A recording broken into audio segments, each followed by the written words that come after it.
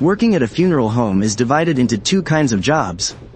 During the day, you deal with the living. You see all sorts of so-called filial sons and dutiful grandchildren. But at night, you serve the dead. And you absolutely must not make a sound. I was exactly that, night shift manager, responsible for serving the dead. I used to think that as long as you were brave enough, you could do this job. But it wasn't until someone sent me to collect 8 corpses that couldn't be lifted, that I finally understood. This job doesn't just require guts. It requires you to put your life on the line. When I was 21 years old, I got into a fight over a girl. And that got me a 3-year prison sentence. The other guy's family was filthy rich. They actually managed to twist a simple brawl into an intentional assault charge. I had to swallow that bitter pill. After all, like someone once said, money is a kind of power too. But what broke my heart the most was the very girl I was fighting for. Seeing his money and influence, she actually testified in court that I had sexually harassed her. And claimed he was just being a hero. Because of those very words, I completely lost all my fight. My mom and dad begged everyone they could find. They cried their eyes out every single day. At that point, I had completely accepted my fate, just plotting how I would settle the score with them the second I got out. But the very next day, someone came to visit me at the detention center. The guy was a few years older than me, and the very first thing he said was, "He Young-ung. Your grandpa asked me to get you out of here. But I ain't doing this for free. It's gonna cost 100,000 to pull the strings. Your grandpa said, you made this mess yourself, so you have to earn the money yourself. You're broke, so I've arranged a job for you. 5,000 a month as a base salary. The work is a bit nasty, and you'll have to work the night shift. If you agree, change your clothes and come with me."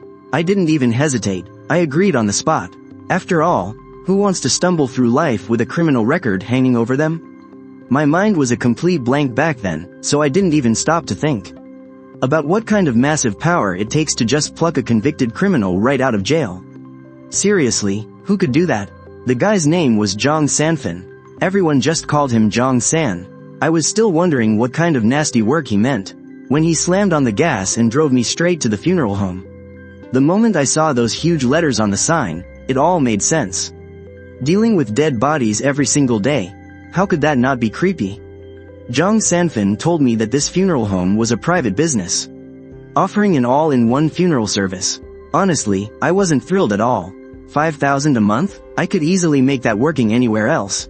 Why did I have to be stuck in this hellhole? With a job like this, I could kiss any chance of getting a girlfriend goodbye. But my dad taught me from a young age that a man must always repay his debts. Jong Sanfin got me out of prison, and that was a massive favor. Since I had given him my word, I couldn't back out now. I just had to bite the bullet and do the work. He told me that my job was very simple. I just had to work the night shifts. I was so confused at the time. Working nights at a funeral home? What, did they think someone was gonna come in and steal the dead bodies? It was only later that I realized just how messed up things could get in this place. During the day, this place is just like a hospital. You get to see the whole spectrum of human nature. Some people will beat each other bloody fighting over an inheritance, while others, staring right at their dead relatives, just have looks of pure relief on their faces. Sometimes, the police also drop off unclaimed bodies from murder cases. But I never expected the funeral parlor at night to be way more crazy than during the day. Jong Sanfin didn't have the patience to train me at all. He just rushed through my onboarding, tossed me a night management guidelines manual, and turned right around and left. On the other hand, Director GU of the funeral parlor was super patient when explaining things to me. He said the night manager job was a piece of cake, said I just needed some guts, and that was it. But right after he said that, a loud argument broke out outside. I went out to take a look, and saw a middle-aged woman sitting right on the floor of the funeral hall, bawling her eyes out. After listening for a bit, I got the picture. Her mother-in-law had passed away. Her husband insisted on buying an 8,000 yuan urn, saying it would make him look good. The woman completely disagreed, saying a 500 yuan one was perfectly fine. Money was tight at home, and they still had to pay for their kids' college tuition. And what did the guy do? He just backhanded her right across the face, cursing her for being ungrateful. The woman instantly blew up, crying and screaming that when his mom was alive, she was the one who quit her job to wait on her hand and foot, cleaning up after her. And the husband? Out drinking and partying every single day, not doing a damn thing at home. Didn't care at all when his own mother was breathing, but now that she's dead, he wants to play the big shot. My blood was boiling listening to this. This kind of guy is a real piece of trash. Director GU was super slick, though, and quickly coaxed them both away. I didn't care to watch anymore, so I was just about to head back to my dorm, when suddenly someone grabbed me from the side. "Hey bro, you take bodies? $500 a pop." A shiver ran down my spine. Who the hell is this guy? Buying and selling bodies in broad daylight, and quoting prices? The guy saw my terrified face and laughed. "Where did your mind go? We don't do anything illegal." They busted an illegal brick kiln on the north side of town. A lot of people died. The traffic laborers were all mentally disabled, and nobody is claiming them. According to the rules, they have to be held for 7 days before a mass cremation. I immediately understood. Those illegal kiln bosses are rotten to the core, trafficking the mentally disabled and treating them like animals, making them do heavy manual labor for over 10 hours a day. If they died of exhaustion, they just bury them right there in the dirt. Anyone who tried to run would get their legs broken, to set an example for the rest. The case got busted, and when the cops rushed in, they tried to destroy the evidence. Now, the main culprits have been caught. But those poor bodies, they just became an unwanted burden. This guy showing up at our door, he just wanted the funeral parlor to store them. For these 7 days, I was pretty confused at the time. I pointed inside and said, "I'm just the night shift guy.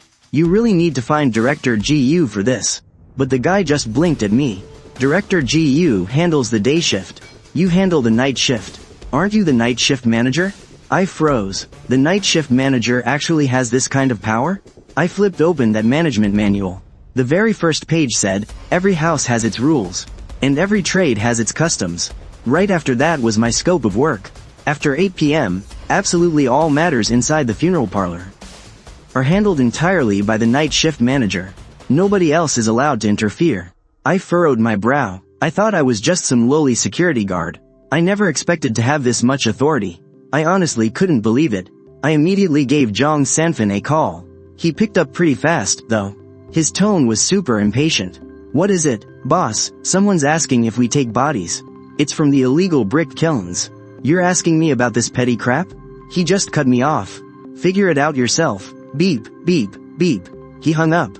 My temper instantly flared up. What kind of attitude is that? It's my first day on the job. I'm completely in the dark here. Operational procedures, pricing, contacts. I don't know a damn thing. And he tells me to figure it out myself? Fine, you want me to make the call, right? I turned right back to the guy and said, "Sorry, man, I can't take this job." The guy instantly panicked, slapping on a forced smile. "Don't be like that, little brother. I'll raise the price for you, 800 a body. Look, those laborers are pitiful people too. They suffered while they were alive. And now that they're dead, they don't even have a place to rest in peace. Even if you're not doing it for the money, you should at least consider your own righteous heart." Wait. The moment I heard the word, commission, my eyes lit up. I asked, "How much of a cut do I get for collecting one body?" He froze for a second, then blinked at me and said, "Little brother, haven't you read the manual? According to the rules, you keep half the earnings from collecting a body, and the funeral parlor gets the other half. Of course, if you think the job is too tough, we can bump the price up even more." My brain just went buzz. 800 a body. I could take 400. I kept a straight face, but my heart was already exploding with excitement. I asked him how many bodies there were. 8 bodies. My mind raced frantically. 8 bodies, 6,400. I could pocket 3,200. And here I was complaining about my 5,000 base salary being too low. Looking at it now, how is this being stingy? This is practically giving away free money. I absolutely have to take this job. I immediately slapped on a perfectly righteous expression. "Big bro, you're totally right. Those laborers are just too pitiful. They were abused while they were alive. We can't just leave them ignored now that they're dead. I'll take this job, but we have a deal, 800 a body. Not a penny less." The guy was overjoyed. He pulled a thick wad of cash right out of his bag and shoved it into my hands. "I knew I judged you right. You're so young, yet so full of righteous integrity, little brother. You'll definitely be a top dog in this industry someday." I just scoffed in my mind. As soon as I pay off my debt to Jong Sanfin, I'm quitting this instantly. I still need to find a girlfriend. But then again, if the money comes in this fast, Maybe doing it for another year or two wouldn't be so bad. He shoved the money into my hands, and then handed me a business card. It only had one name on it, Zhao Fei. I weighed the heavy wad of cash in my hand. It felt a little unreal, but since I took the money, I gotta do the job. I stuffed the cash into my pocket, grabbed the manual, and headed back to the dorms. I need to read this manual properly, so I don't screw this up. But the moment I started reading, my face grew paler and paler. By the end of it, my hands and feet were completely ice cold. The manual stated that the bodies delivered at night all have some sort of problem. For instance, some bodies get spooked by cats or dogs, showing signs of reanimating. Some victims died with deep grievances, their eyes refusing to close. Their corpses would become as heavy as a mountain. Basically, nobody delivers normal bodies in the middle of the night. These 8 bodies Zhao Fei asked me to collect are definitely not as simple as I thought. I dialed Zhao Fei's number right away, suppressing my anger as I asked, "Bro, is there something wrong with those 8 bodies?" On the other end of the line, Zhao Fei chuckled apologetically, "Little brother. Come on now, if they were normal, I wouldn't have bothered you to step in, right? Cut the crap, get to the point," I roared impatiently. Only then did he tell the truth.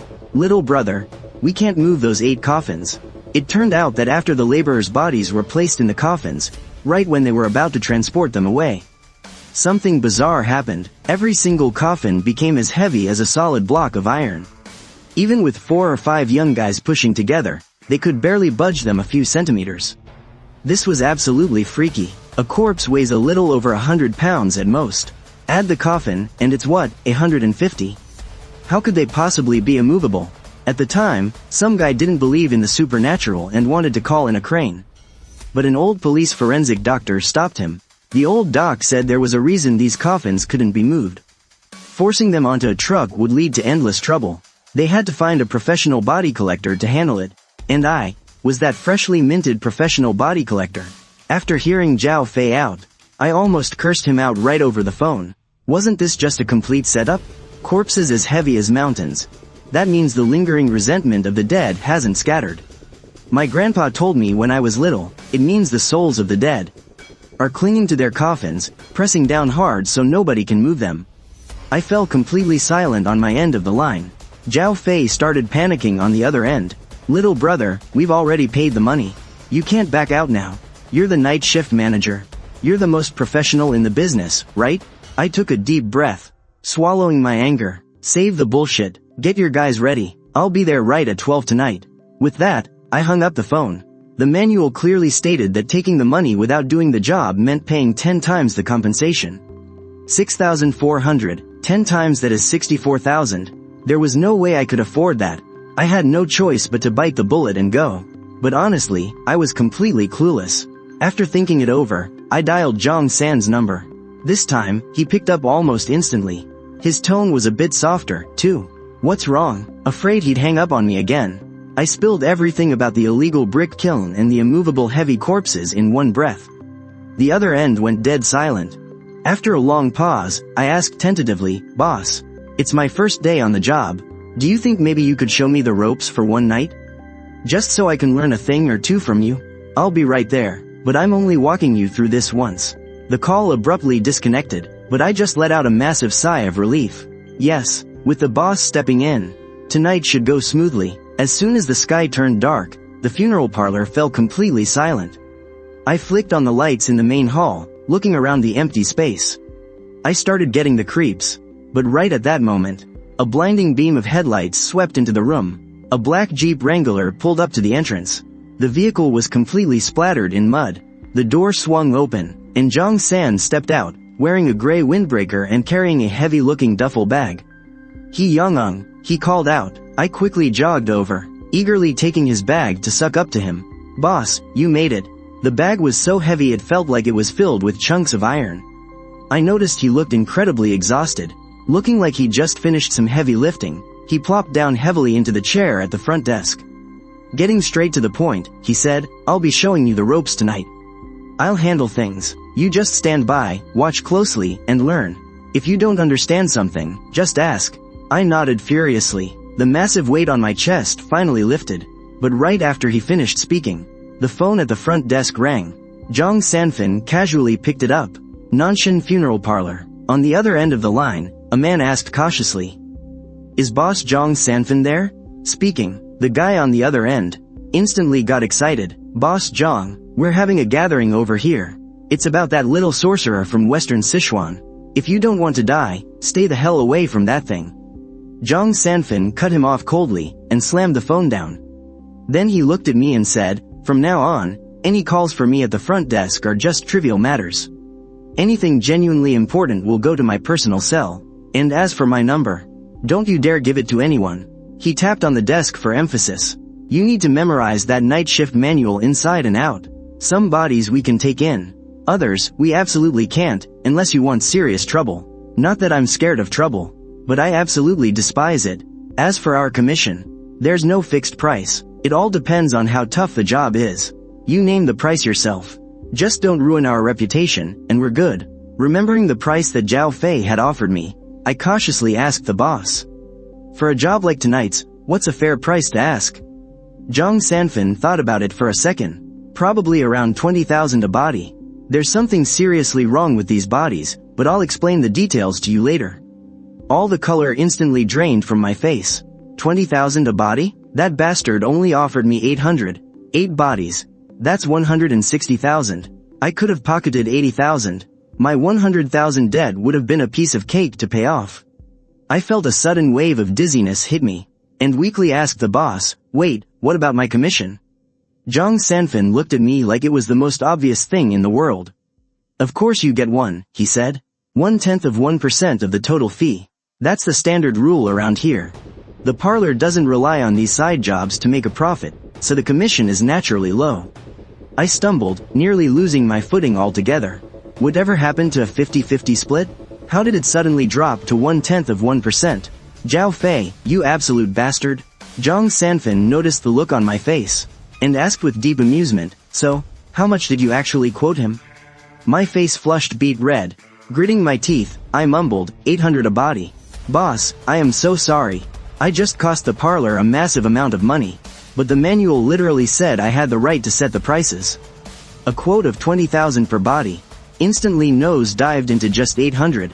When I was confessing this massive screw-up to Boss Zhang, my heart was practically pounding in my throat. Over 100,000 down the drain. You could sell my organs and I still wouldn't be able to pay him back. But instead of blowing up, he just chuckled. I already told you, the parlor doesn't rely on this line of work anyway. It really doesn't matter if we make a profit or not. That one sentence almost brought me to tears. This boss was way too forgiving. But Zhang Sanfin brushed off the money issue entirely, seamlessly changed the subject, and started laying down the actual rules for me. Every single rule he listed sounded completely unhinged. Any body that gets delivered must go straight down to the basement mortuary. But we have a strict rule here. Once a body crosses our threshold, if anyone tries to take it back out, they need our permission for that. And as for the basement morgue, don't go in there unless you absolutely have to. If you hear any noises, just ignore them. Once the sun comes up, everything will be fine. Hearing that made my skin crawl. Can dead bodies actually make a fuss? Could they come back to life? Looks like this night shift isn't safe at all. Zhang Sanfin said this, while pulling a file from his drawer. Coincidentally, someone is coming to pick up a body tonight. Read the file first. This body wasn't supposed to be released yet, but an elder personally called to beg for a favor, and I couldn't turn him down. Remember this for your future night shifts. Without my permission, absolutely no one is allowed to take a body early. Compared to his usual cold demeanor, the boss was talking a whole lot today. I knew he was only sticking around with me for this one night. Starting tomorrow night, I'd have to handle this on my own. Time flew by. Suddenly, blinding headlights pierced through the darkness outside. I looked through the glass doors and saw it wasn't just one car. It was a whole convoy. Zhang Sanfin looked up and muttered, they're here. About a dozen shadowy figures stepped out of the cars. The moment the leader saw us, he came running over, bowing and scraping. He handed over a receipt. Sir, we're here to pick up Chen Yao's body. Zhang Sanfin took the paperwork and glanced at it. The paperwork says it's not time yet. Are you sure you want to take him? The man smiled apologetically. I'm sorry, but the old man really misses his son. So we had no choice but to come and beg you. I suddenly remembered the sickening scene described in the file. Chen Yao didn't die from an illness. He threw up bugs until he died. Rumor had it he was dining with a client when he suddenly started vomiting. But it wasn't food that came out. It was squirming, green maggots. Then they started crawling out of his mouth, his nose, and his eyes. He literally threw up until he was completely empty. The client wet his pants on the spot. Word on the street was that a foreign black magic sorcerer did this. Because of a clash over the Chen family's pharmaceutical business. Even weirder, after Chen Yao died, a family member who went to collect the body also started growing bugs. He was still lying in the hospital, barely kept alive by meds. Now, absolutely no one dared to touch Chen Yao's body. They finally had to beg us for help. The boss was the one who collected the corpse himself. According to the rules, the body had to stay in the parlor for 15 days before burial. But clearly, the Chen family couldn't wait that long. Zhang Sanfin looked at the young man in front of him, and said point blank, "I know you Chens want to use this body to track down the killer. But that's none of my business. I'll just warn you now. There are still bug eggs inside that corpse. If you want revenge, weigh your own strength first. Don't get more people killed." As soon as he finished speaking, a hot-headed 20-something on the other side blew up. "Cut the crap. The Chen family always pays back its debts. My brother won't die in vain." The leader suddenly spun around and gave him a crisp, loud backhand across the face. "Is that how you talk to the master? Apologize," he roared at the hothead. Then he instantly plastered on a smile again. "Sir, my little brother is just ignorant. Please don't mind him." The young guy clutched his cheek, his eyes burning with rage, but he still lowered his head. Zhang Sanfin didn't even glance at him, and just ordered me, "Wait here.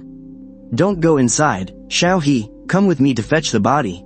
I agreed and turned to follow him.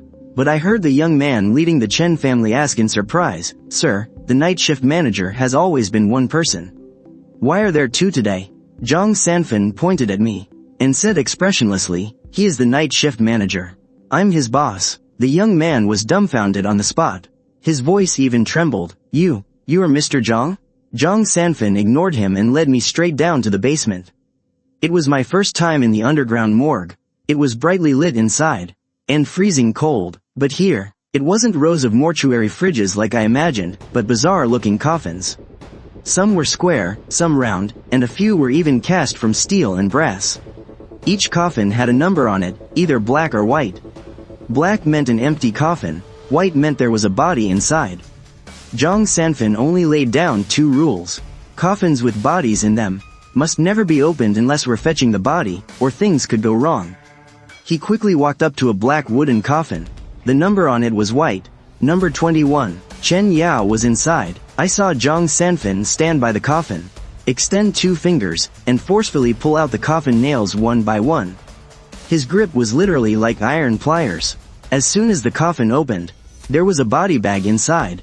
He grabbed both ends, easily placed the body onto the trolley, then covered the coffin lid, and casually flipped the name tag to black. Right at that moment, a scratching sound suddenly came from deep inside the morgue, like someone frantically clawing at a coffin lid.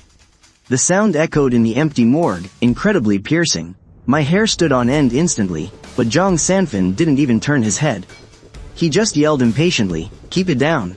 Make any more noise and I'll throw you in the bronze pot." As soon as he spoke, the scratching noise stopped dead. My heart was pounding like a drum. An old guy the first took in a while back. When he died, his kids were fighting over the estate and no one kept watch. A cat or dog crossed its path and he turned into a zombie. He said it so casually. I was dumbfounded. He even dared to take in a zombie. The boss was truly a badass.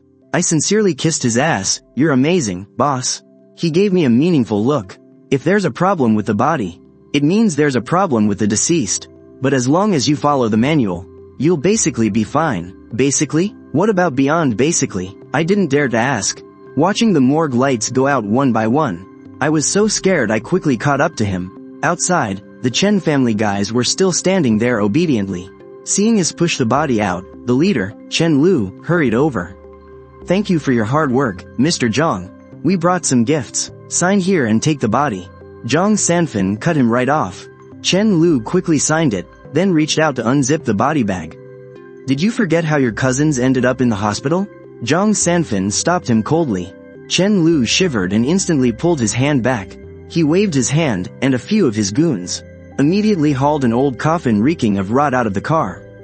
They scrambled to stuff Chen Yao, body bag and all, right into it. Once that was done, Chen Lu turned to me with a smirk.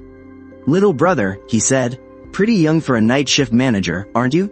The name's Chen Lu, from the Chen Group. If you ever need a favor down the line, just come find me at the Chen Tower." Zhang Sanfin waved him off impatiently. "Alright, that's enough. Get moving." The second the Chen family convoy pulled away, the boss shot me a warning. "Shao He, stay the hell away from anyone in the Chen family." In just a few words, he completely exposed their dirty laundry. To monopolize the pharmaceutical market, the Chen Group has literally been using live humans for drug testing. Chen Yao was the guy running it. His death? Pure karma. And it's just the start of a bloody revenge. Anyone who gets involved is screwed. It finally clicked for me. Yeah, I definitely needed to keep my distance from creeps like that. With that mess sorted, the boss flopped back onto the front desk sofa and closed his eyes to rest. He told me to call Zhao Fei over at the illegal brick kiln, and arrange for him to bring his guys and trucks after midnight. Then, grabbing his heavy backpack, he tossed me the keys to the Wrangler. "You know how to drive? We're heading to the kiln. I need some shut-eye." I locked up the main gates of the funeral parlor, hopped into the driver's seat, and fumbled a bit before getting the car moving. This place was already in the middle of nowhere, and being the dead of night, the roads were completely dead. I followed the GPS for over an hour, the route getting more and more desolate, until I finally turned onto a jarringly bumpy dirt road. Not long after, the glare of headlights pierced through the dark ahead.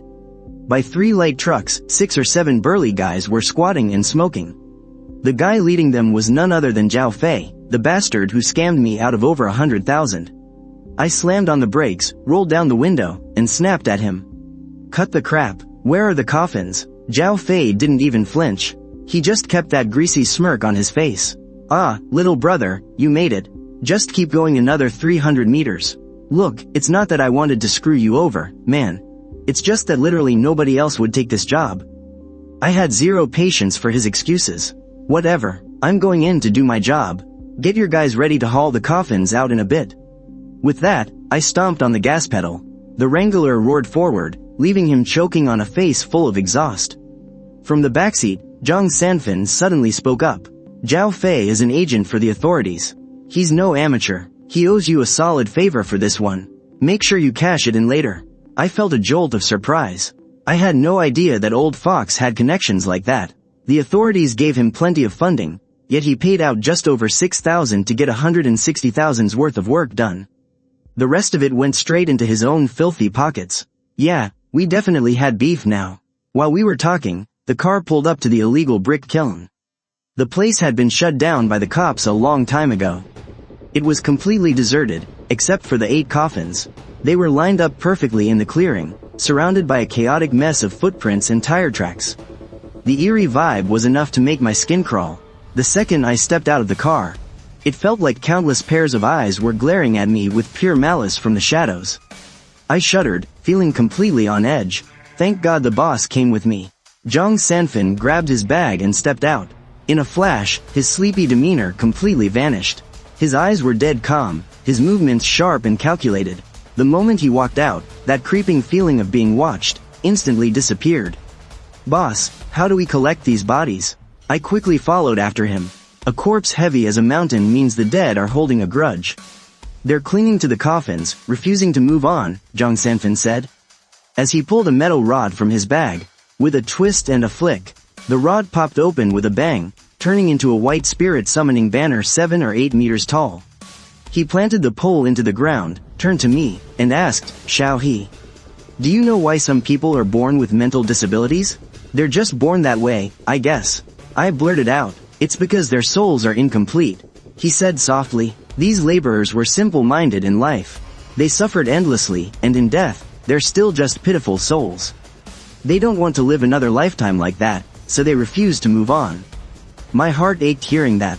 Yeah, they never did a single bad thing in their lives. Yet they suffered so much. "Boss, what do we do then?" "Chant." Zhang Sanfin brought out an incense burner from the car and lit 4 sticks of incense under the banner. He tossed me a booklet, the mantra of rebirth in the Pure Land, commonly known as the rebirth mantra. The dead are just begging for salvation, to make their souls whole again. There's not much skill required. Just keep chanting until the incense burns out. With that said, he actually grabbed his bag and went straight back to the car to sleep.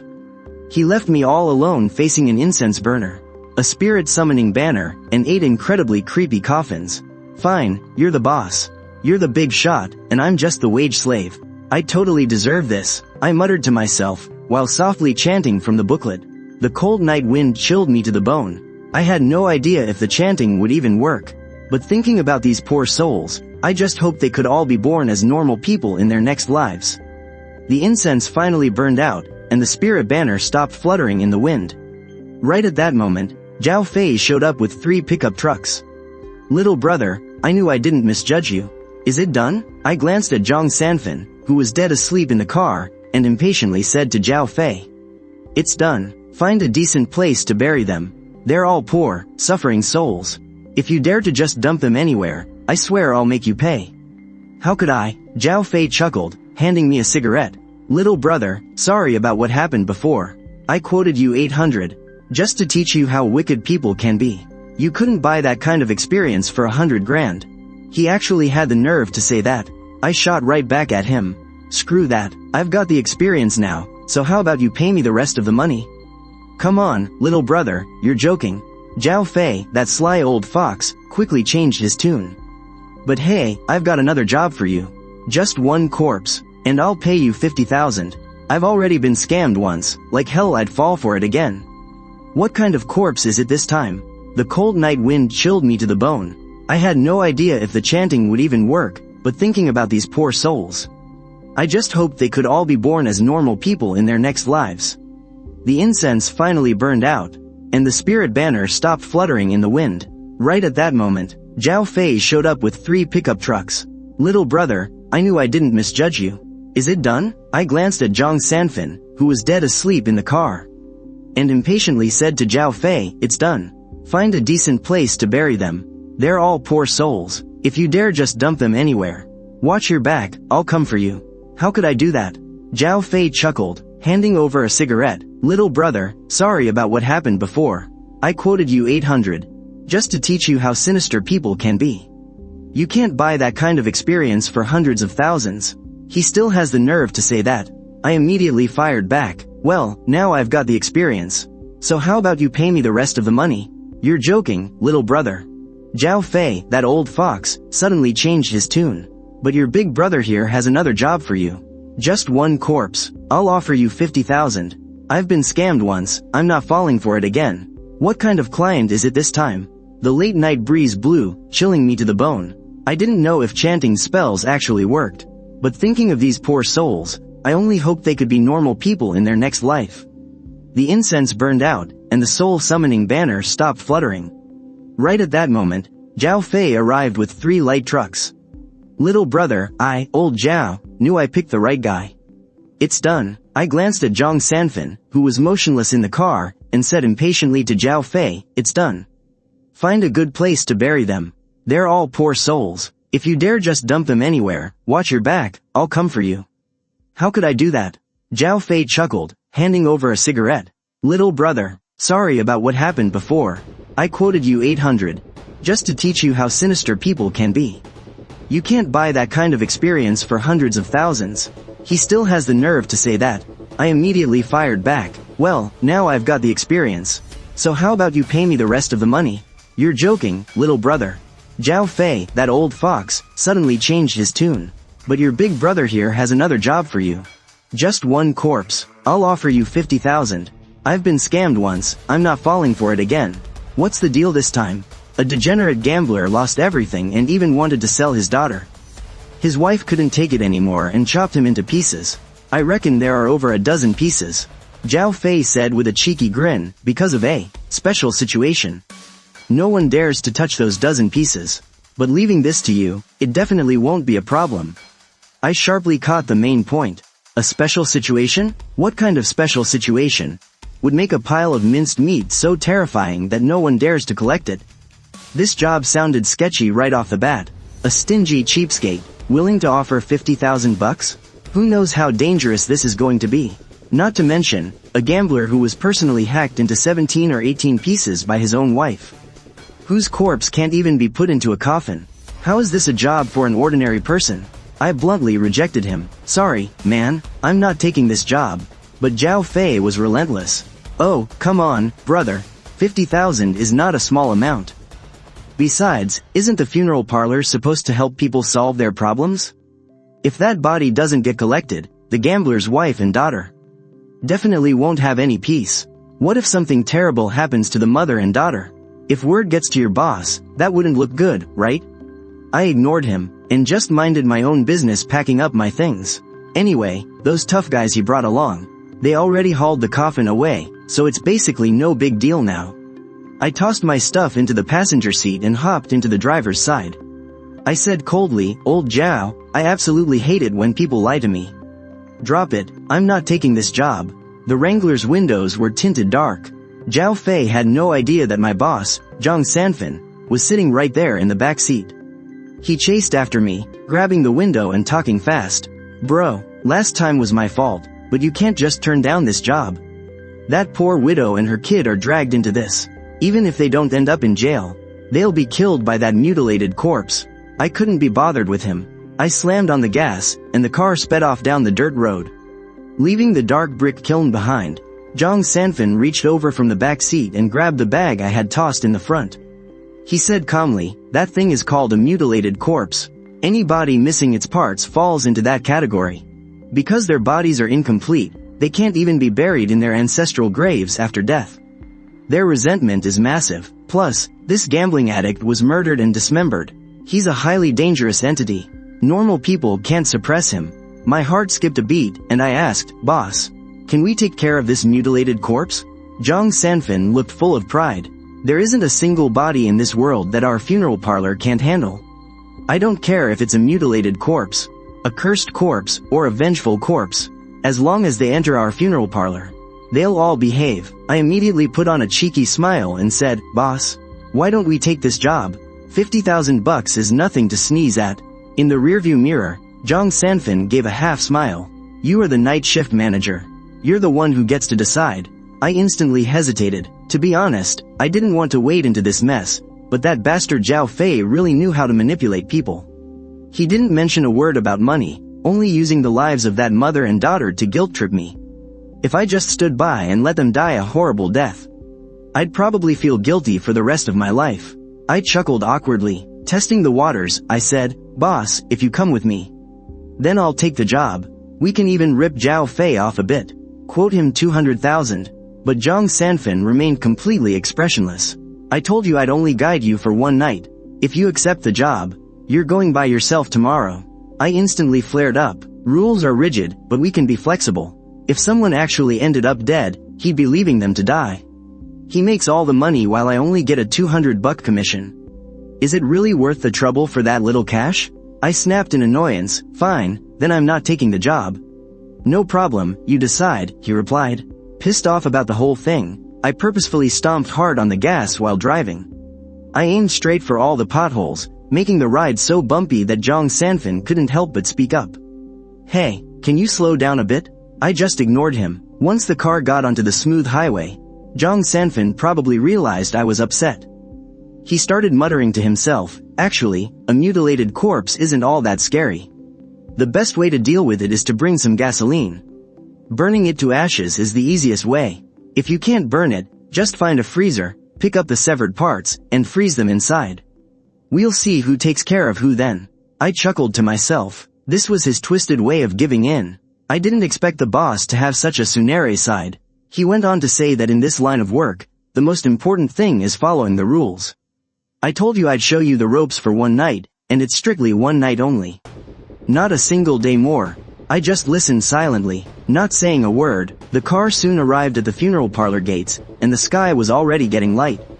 Zhang Sanfin checked his watch. 5 o'clock, pack up your things and clock out. Remember, the night shift survival guide is crucial. You have to read it all and learn it inside out. I nodded, and handed the car keys over to him. But he pushed the keys back to me. Working the night shift sometimes means going out on field calls. You keep driving it for now, and save the receipts when you get gas. Go to Director GU for reimbursement. I froze on the spot. Holy crap, a modified Jeep Wrangler. And he's just letting me drive it? What a baller, boss. I was so excited I was babbling incoherently. Thank you, boss. You're the best, boss. Zhang Sanfin waved his hand dismissively. It's just for work anyway. Alright, call me if there's an emergency, but don't bother me over nothing. With that, he turned around and headed toward the parking lot next door. A moment later, a Mercedes G63 roared out. The window rolled down, and Zhang Sanfin shouted at me. By the way, the stuff in the car is pretty important. Do not lose it. The moment the words left his mouth, he slammed on the gas and swerved onto the overpass. I was totally dumbfounded. This guy is only 24 or 25 years old, and he's this loaded? Stick with a wolf, and you get to eat meat. With a badass boss like him, I definitely won't be losing out in the future. I quietly gritted my teeth, swearing to learn some real skills here. After a quick tidy up, I locked the front gate, grabbed the duffel bag the boss gave me, and headed back to my dorm. I opened the bag to take a look. Inside was an iron spike engraved with bizarre runes, a small bronze incense burner, and a telescopic flagpole, hiding a black and white spirit summoning flag, along with stuff like a compass and red string. Looks like different entities require different gear to catch. I had just finished my shower and laid down, when Zhao Fei called, "Hey little buddy, let me treat you to dinner tonight. At the Tianwen Grand Restaurant, order whatever you want." I immediately shut him down. Old Zhao, save the fake pleasantries. I have the night shift tonight. I don't have time. The moment I said that, smack, I hung up the phone. This cheapskate treating me to dinner? It's obviously just about that broken spirit. Not a chance in hell. But he wasn't going to give up. He called right back, and I just declined it. After 2 consecutive tries, he finally stopped calling. I flipped through the night shift survival guide, and before I knew it, I had fallen asleep. When I finally woke up, it was already getting dark outside. I grabbed the keys to the Jeep Wrangler, ready to head out for a spin.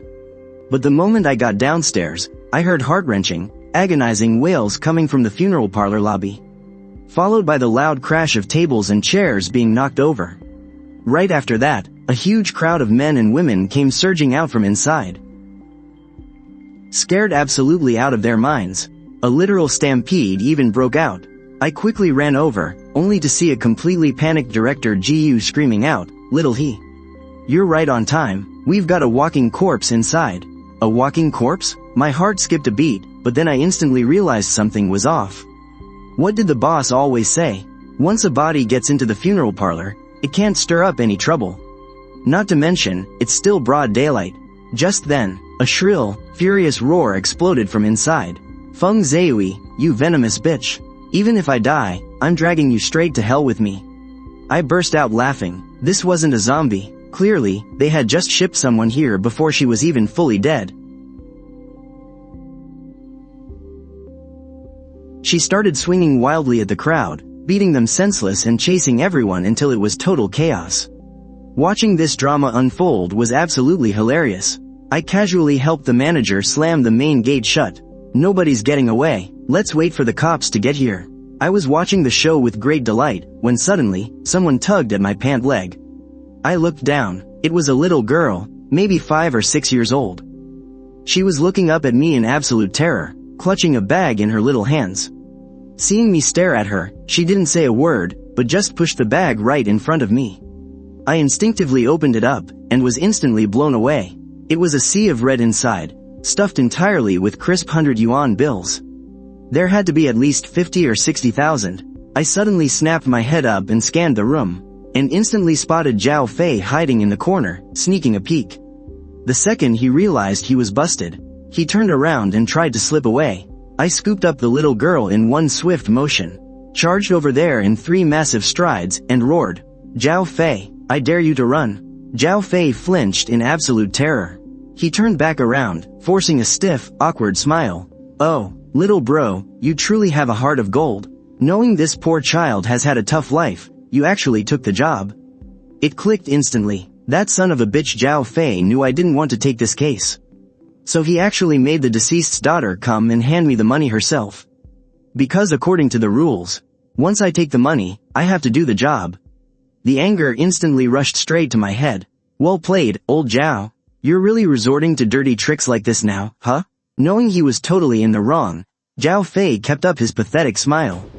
"Little brother, you already took the money. Just look at how pitiful this poor kid is. I really wanted to smash the money right into his face, but then I turned and looked at the little girl. I noticed her eyes were completely bloodshot, and her forehead was dark with an ominous shadow. Her little hands were gripping the railing next to her so tightly, like it was the only thing giving her any sense of safety. All the blazing anger in my heart just vanished in a flash.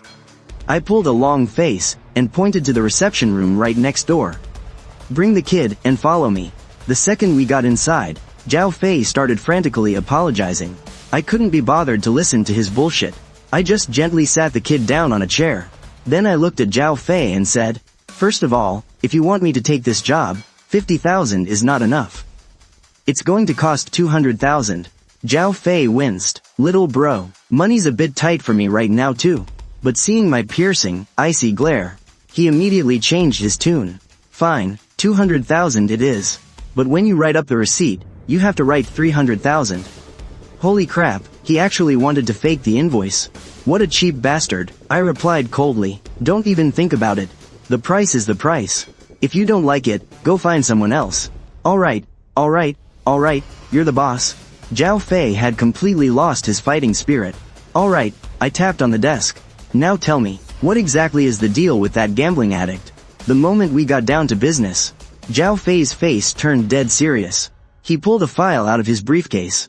It's all in here. I took the folder from him. As I flipped to the first page, I made sure to shield it from the kid's view.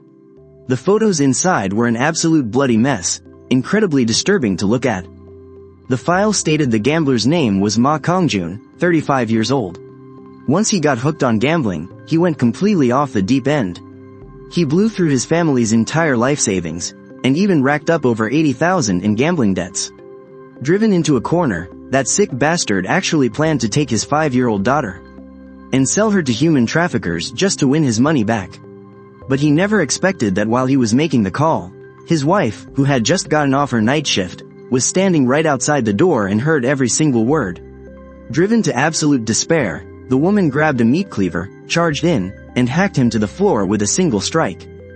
Then, she just kept chopping until he was dead.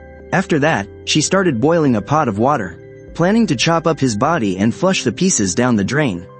And the worst part? All of this was done right in front of her 5-year-old daughter. Reading this file sent chills straight down my spine.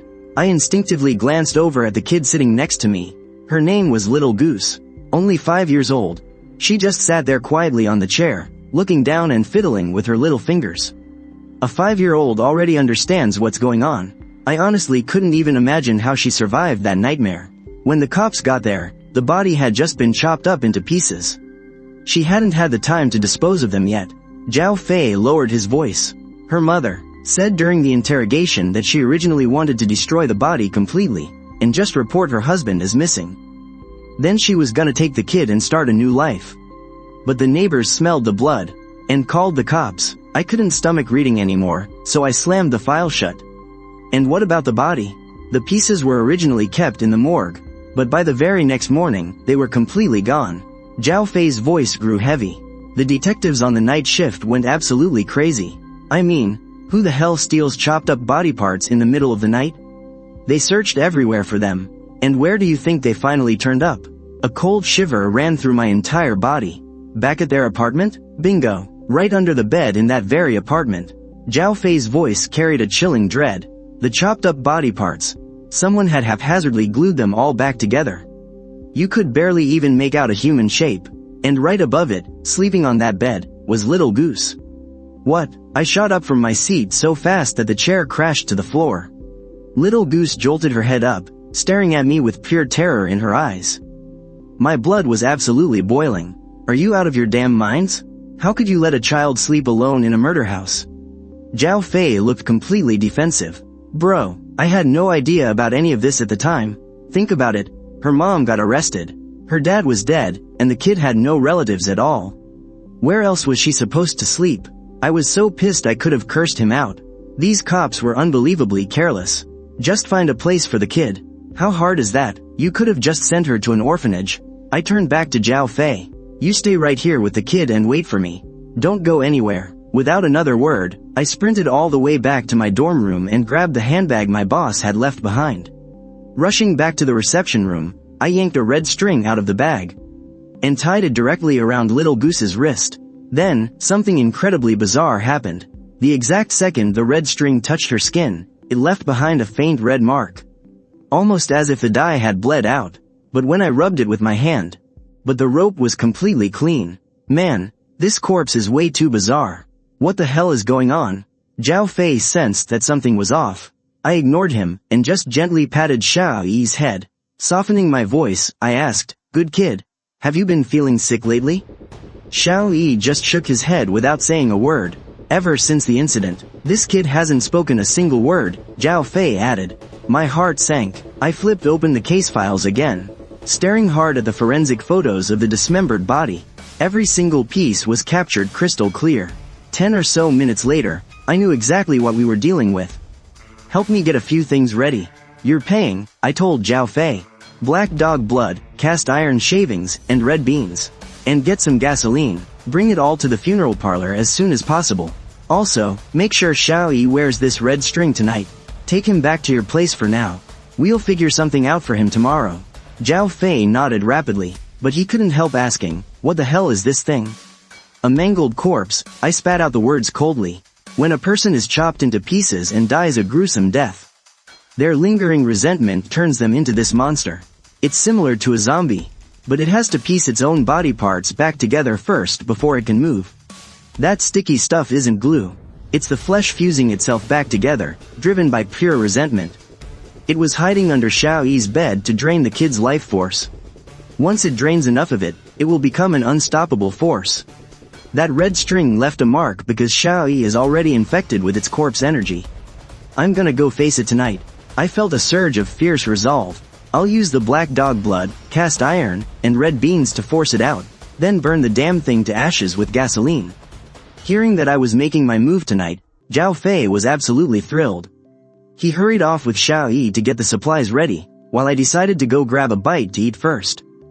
But the moment I stepped out of the funeral parlor, a black Audi came barreling toward me like it was totally out of control. It slammed on the brakes right in front of me.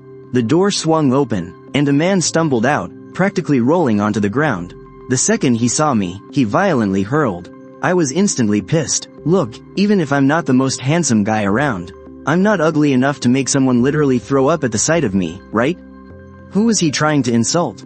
But right after, a putrid, sickening stench hit my face. It was so foul it made me gag. When I took a closer look, I realized that amidst his vomit, there were countless little winged insects. They started buzzing and taking flight. It was only then that I recognized him. It was Chen Lu, the young guy who came to claim the corpse yesterday. Chen Lu was coughing his lungs out as he desperately grabbed onto me. His eyes were filled with absolute despair. Is Mr. Zhang here? Please, beg Mr. Zhang to save us. Before he could even finish his sentence, he started vomiting violently again. This time, he spat out countless bizarre bugs with sharp teeth and hard, armor-like shells, mixed with traces of blood. After throwing up twice, Chen Lu seemed to experience a final, unnatural burst of dying energy. He actually looked a bit more energized. He dropped to his knees with a loud thud, and started bowing frantically to me. I'm begging you, over 30 members of the Chen family are lying in the hospital right now. If Mr. Zhang doesn't help us, we're all gonna die. I was scrambling to help him up, when a sneer came from the side. Old Chen, is this the so-called expert you brought in? Some master. Looks like a piece of trash to me. I turned my head, only to realize another car had quietly pulled up next to us. A greasy, overweight guy with his hair parted in the middle was leaning against his door, blowing smoke rings at me with utter contempt. In the passenger seat sat a bald, heavy-set monk draped in a red robe. The greasy guy swaggered over, whipped out his phone, and started furiously snapping photos of Chen Lu on his knees, clicking his tongue as he mocked, "Come take a look at this, folks. The second young master of Chen's pharmaceuticals is begging like a dog." I slapped my hand over his camera lens.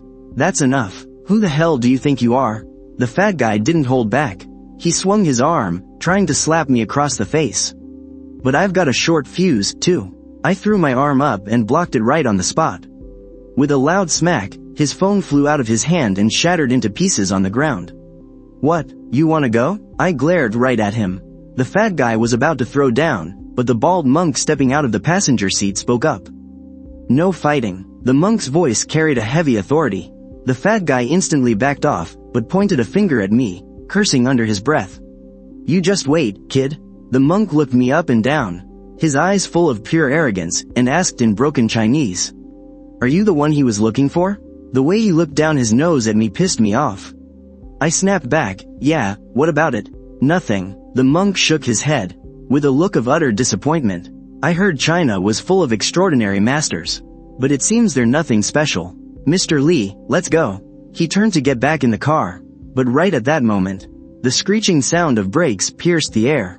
A Mercedes S-Class swerved and blocked them right in their tracks. The door swung open, and my boss, Zhang Sanfin, stepped out with a face like thunder. "Boss," I yelled, thrilled to see him. Zhang Sanfin shot a cold glare at Chen Lu. Then his eyes cut toward the bald monk like daggers. "Not so fast, monk." The greasy fat guy tried to act tough again. "Who the hell are you?" Before he could even finish, Zhang Sanfin closed the distance like an absolute ghost, and landed a brutal slap right across his face. The fat guy spun a full 180 on the spot, half his face instantly swelling up like a balloon. I gasped in shock. My boss is a guy who can yank out iron coffin nails with just 2 fingers. After taking a hit like that fat guy's brain had to be ringing. Zhang Sanfin kicked the guy out of the way, and stepped right up to the monk, his voice dripping with ice.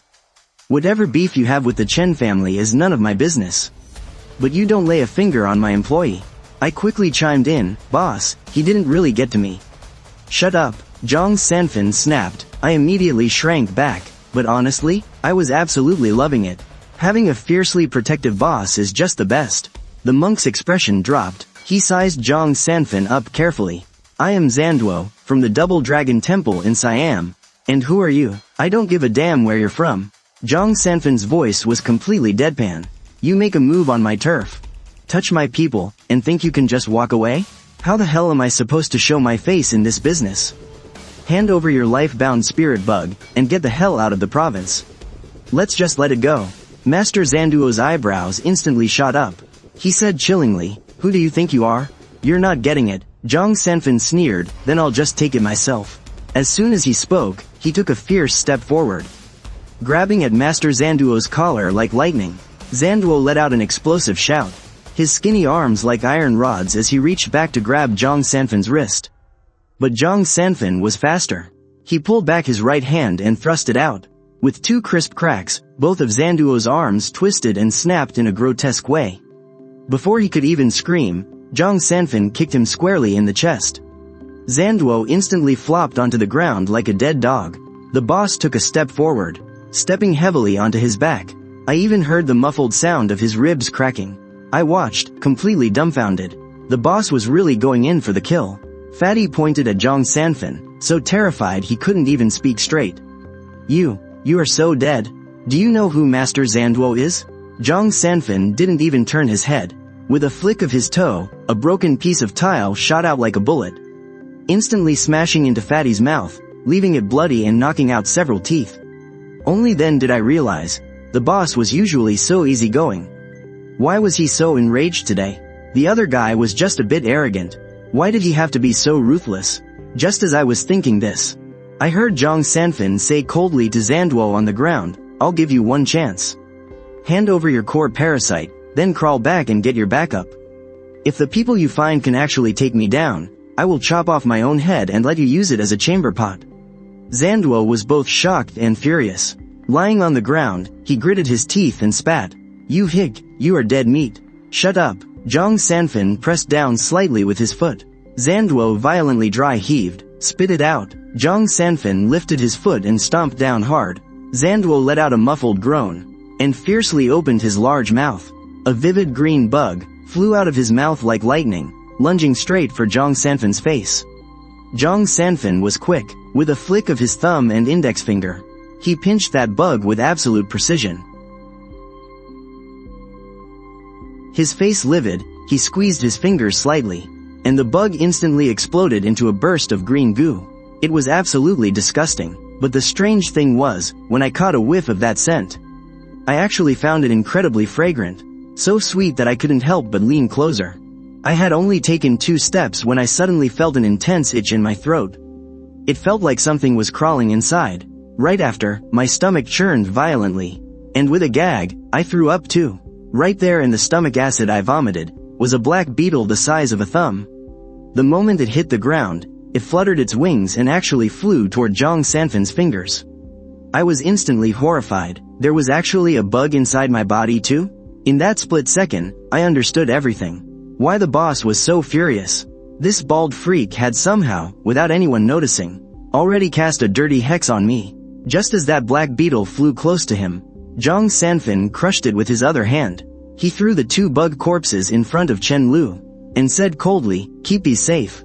This is the core parasite of that sorcerer. Take them back and let everyone who got cursed smell it. It will make them puke out all the bugs." Chen Lu threw up until his head spun, but he still knew this thing was a life-saving treasure. He quickly stripped off his shirt and carefully wrapped up the dead bug. He kowtowed to Zhang Sanfan over and over. "Stop bowing." Zhang Sanfan waved him off impatiently. "I'm just standing up for my employee. I couldn't care less about your stupid mess." With that, he walked over to the gasping Zanduo. "I know you're not ready to give up. Go back and get your guys. 3 days from now, I'll be waiting for you at the Minge courtyard. I'll take on as many as you bring. But let me make one thing crystal clear. If the backup you bring can't put me down." A murderous glint flashed in Zhang Sanfan's eyes. "Then you'd better go back, and burn those 2 giant bugs at the Twin Dragon Temple to ashes. Otherwise, I'll head over there myself, and burn your entire temple to the ground." As for that greasy, fat guy, he was already scared out of his mind. He didn't dare to say a single word. He dragged Zanduo into the car, and they ran away with their tails between their legs.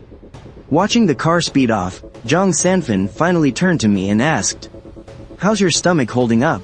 The moment I remembered that disgusting bug crawling out of my body just now, I felt another wave of nausea hit me. The world is a dangerous place, and people are totally unpredictable. The boss patted my shoulder. "That bald freak is a dark sorcerer from Siam. The Chen family pissed someone off, so they got cursed. But that guy broke the rules today. By coming after you, as your boss, I had to step in and settle the score. Otherwise, the reputation of our South Mountain funeral home would be completely ruined on my watch." I felt so embarrassed, but also terrified. If the boss hadn't shown up in time, I would have been a dead man. "Boss, what about 3 days from now?" I asked, feeling pretty anxious. Zhang Sanfan burst out laughing. "What are you so scared of? It's just the Twin Dragon Temple. If I couldn't even handle them, why the hell would I still be in this business?" I still wasn't convinced, but what if they bring in some big shots with money and power? As soon as those words left my mouth, I froze. Wait a minute. Back then, the boss managed to take me, a convicted death row inmate, and pull me right out of lockup. He even wiped my criminal record completely clean. Just how crazy are his connections? Alright, that's enough. Clean up this mess on the floor. It's absolutely disgusting. Zhang Sanfan waved his hand dismissively. "I'm gonna go catch some sleep." He took a few steps, then suddenly turned back. "Oh, right, aren't you supposed to pick up that mutilated corpse tonight?" I quickly nodded. "Yeah, boss. Are you coming with me?" "In your dreams," he scoffed. "If I have to do everything myself, why the hell did I even hire you? I'm just giving you a heads up. After you pick up that corpse, do not put it in the morgue. Find an empty spot somewhere and burn it to ashes." "Why? Stop asking so many damn questions." Zhang Sanfan snapped impatiently. "That thing sucked out his daughter's life energy. If you don't burn it, how is she supposed to get her energy back? Do you want that little girl to be weak, sick, and mute for the rest of her life?" It suddenly hit me. So he was doing this for little E. But I quickly ran after him again. "Wait, boss. This body is registered with the police detectives. If I just burn it, aren't they gonna come after me?" Zhang Sanfan was clearly getting annoyed by my nagging. He waved me off. "The guy who requested the body pickup is Zhao Fei. If there's a problem, go ask him, Xiao He. I pay you to solve my problems, not to create new ones." "Fine. You take the money, you do the dirty work." I just nodded. Watching him smugly head back to sleep, I went to borrow a broom from Director Gu. I casually asked about that female corpse from earlier. Director Gu let out a heavy sigh. Turns out, the scumbag husband and his mistress teamed up and slipped the wife some sleeping pills. But who would have guessed? The wife had depression and took meds every single day. She had built up a tolerance long ago, so the dose just wasn't strong enough. She had just passed out, but they brought her here thinking she was a dead body. That bastard looked so decent on the outside. What an absolute piece of trash. I curled my lip in disdain. Where are they now? The cops took them away for attempted murder. After saying that, Director Gu lowered his voice. Xiaohe, did the boss get into another fight? You need to talk some sense into him. Last month's fight cost him over 700,000 in damages. If he keeps this up, he is going to run this funeral parlor straight into the ground. I just laughed. Relax, the boss has plenty of money. The car he drove today alone is worth over $1 million. But Director Gu was not amused. Even if he is rich, he can't just act recklessly. Fighting every single day. If he gets beaten up one of these days, he'll be the one crying. I didn't bother arguing with him and just said my goodbyes. It seemed Director Gu was completely clueless about the boss's night shift income and his real abilities. As soon as I stepped out, I saw Zhao Fei arriving with the supplies. Black wolfberries, cast iron scraps, red beans, and a massive jug of gasoline. He sure works fast. I ordered him to load everything into the trunk of the Wrangler. Catching a glimpse of Xiaohe hiding behind him, I immediately crouched down. Xiaohe, I need a quick favor. Zhao Fei's face instantly went on high alert. Don't get the kid involved in this mess again. I shot him a sharp glare. What are you thinking? The kid isn't going anywhere. But I still need to borrow a drop of his blood. That thing is his father, after all. After a whole lot of coaxing from Zhao Fei, Xiaohe finally, timidly held out his hand. I took a single drop of blood and smeared it onto the paper figure's forehead. Then I stood back up, staring coldly at Zhao Fei. I'm letting it slide today for the kid's sake. I won't hold it against you. But if you ever dare play tricks on me again, don't blame me for turning ruthless. With that, I got straight into the car and slammed my foot on the gas. As I drove off, I instinctively glanced up. The curtains of the third-floor office at the funeral parlor were drawn tightly shut. The boss truly didn't give a damn about any of this. Oh well, who told me to be the wage slave? Xiaohe's home was in a rundown neighborhood that should have been demolished ages ago. It was absolutely filthy. 8 out of 10 streetlights were completely busted, and the air reeked heavily of piss and rotting garbage. I parked the car outside and fumbled through the dark, searching for Building 23. This dump was so old that even the building numbers had fallen off.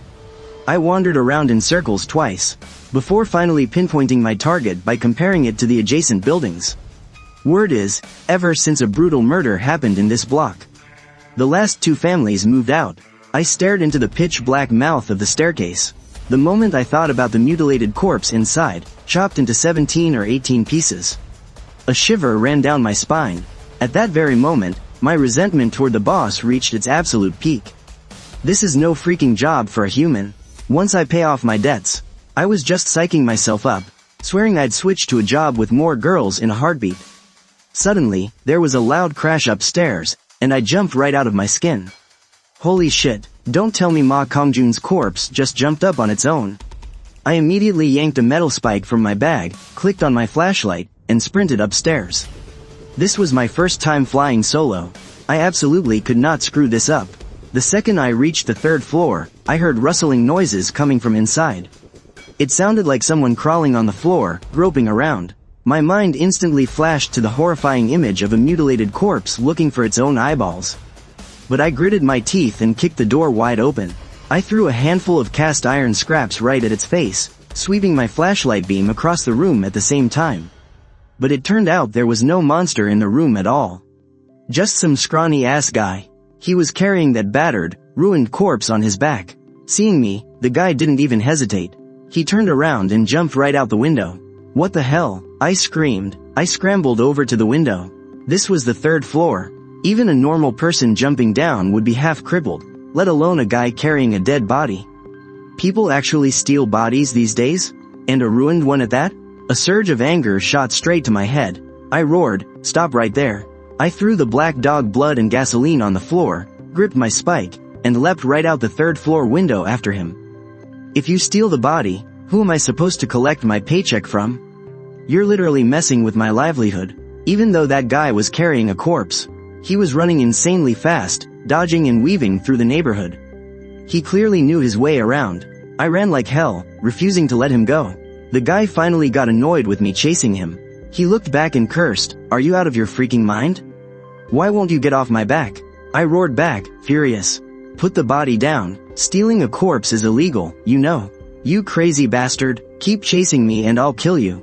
He talked a big game, but his feet didn't slow down for a second. I instantly flared up, too. "Kill me? Do you really think I'm a pushover? Back in the day, I was on the track team, and I've never backed down from a fight." Right at that moment, a wall over 3 meters tall appeared ahead. Under the wall stood another person. He was wearing a terrifying, green-faced demon mask. At first glance, you'd actually think it was a ghost. Then I heard the masked man speak up. "Lao Joe, something's not right. Did you get the body?" My heart skipped a beat. So he was human after all. The corpse thief called Lao Joe had already reached the wall. He lifted his hands and tied the body to a rope. The masked man on the wall immediately pulled with all his might. In a matter of seconds, he yanked Ma Kongjun's body right over the wall. Lao Joe turned around and looked at me coldly. "Listen, brother, in our line of work, it's first come, first served. You were one step too late, so just accept it. This corpse is mine." As he spoke, he pulled a short blade from his waist. The blade gleamed coldly under the streetlight, engraved with a row of ghostly talismans. "If you got a problem with that, come on and let's go a few rounds." Like I'd be scared of him, I gripped my spike and charged right at him. Who's afraid of who? Just as we were about to throw hands, a terrified scream came from the masked man behind the wall. "Holy shit, Lao Joe. The corpse has gone berserk. I can't hold him down." The moment he finished speaking, a series of loud, crashing noises rang out.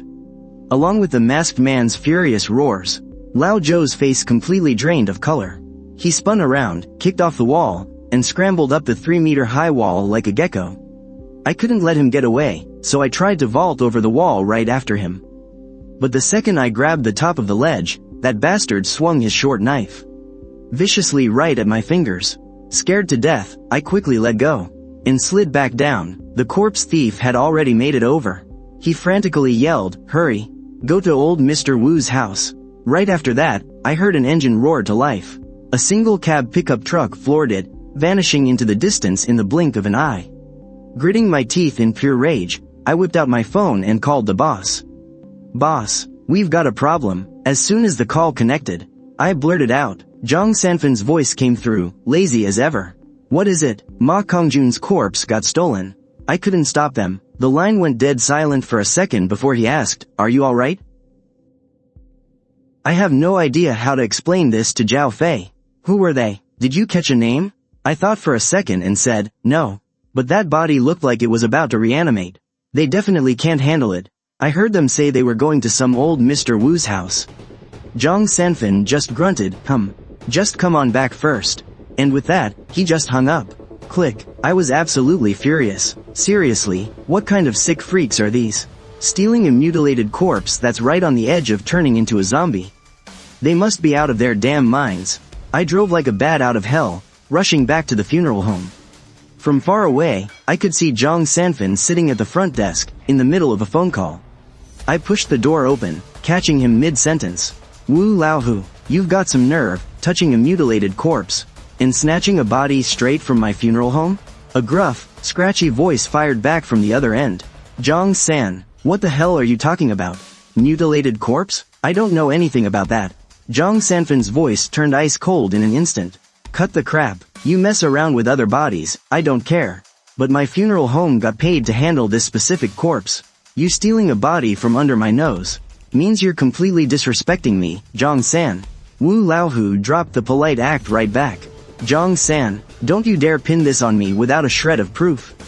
Every body I, Wu Laohu, acquire is bought fair and square. I don't do cheap break-ins and robberies." Zhang Sanfan's face was completely deadpan. "Fine, wait for me at your place. I'll be there in 2 hours. And if you even think about hiding, I'll gladly remind you why they call me the outlaw lunatic." He slammed the phone down and gave me a sharp nod. "Grab the bag, we're going." I instantly got pumped up. Hell yeah, the boss was standing up for me. This guy might be a lazy, cheap bastard, but he sure as hell protects his own. I snatched up my bag right away and hurried after him. "Boss, who exactly is this Wu Laohu guy? Why would anyone steal a dead body?" "To sell it," Zhang Sanfan replied bluntly. I stopped dead in my tracks. Selling a corpse? For money? Who the hell would buy a dead body? Zhang Sanfin fired up the engine of his Mercedes and started explaining it to me. It turns out, there really are corpse collectors out there. Sickos who pay top dollar for bodies with unique traits. Like gorgeous women who died a hauntingly beautiful death. Or ancient, well-preserved mummies. Sometimes even mutated, reanimated zombies. Take Ma Kongjun's body, for example. Chopped into tiny pieces, only to mysteriously stitch itself back together. Seething with intense, hateful resentment. That makes it incredibly hot property on the black market. My jaw practically hit the floor. The world is seriously messed up. Boss? Are you sure it's smart for just the two of us to go? Maybe I should call up some buddies for backup? I can handle it by myself. You're just coming along to learn a lesson. Before he even finished speaking, he slammed on the gas. The car shot forward like a rocket. The massive force threw me back so hard I almost flipped over. I scrambled to buckle my seatbelt. All I could think was, holy shit. Zhang Sanfin drives even crazier than I do. Once we hit the ring road, he floored it, maxing out the speedometer. An hour and a half later, we got off the highway at Pingshan. We tore through the national route like maniacs before slamming the brakes outside a secluded courtyard. He shoved his door open. Instantly, the dogs in the yard started barking like crazy. Knowing we were here for a fight, I grabbed my metal spike from my bag. Zhang Sanfin kicked the iron gate hard and roared, "Wu Laohu! Open the damn door!" A guy inside cursed as he cracked the gate open. Zhang Sanfin didn't even let him speak. He just shoved the gate open and barged right in. What the hell? Who are you? The guy yelled angrily. Immediately, several massive wolf dogs swarmed us, barking viciously. I rushed in after him, gripping my spike tight to protect the boss. But Zhang Sanfin didn't even glance at the dogs. He yelled straight at the main house, "Wu Laohu! Hiding from me, huh? Try me, and I'll burn this whole place to the ground." A bald man missing half his face stormed out of the house, absolutely furious. His eyes were dead and vicious. You could tell just by looking at him that he was bad news. "Zhang San, what the hell do you want? I've got VIP guests today. Don't mess around here." Zhang Sanfin just glared at him. He gritted out every word. "Cut the crap. Give me back that mutilated body. Do that, and I'll leave right now. I don't care if you're smuggling dead bodies. But when you steal a body from my funeral parlor, you are messing with me."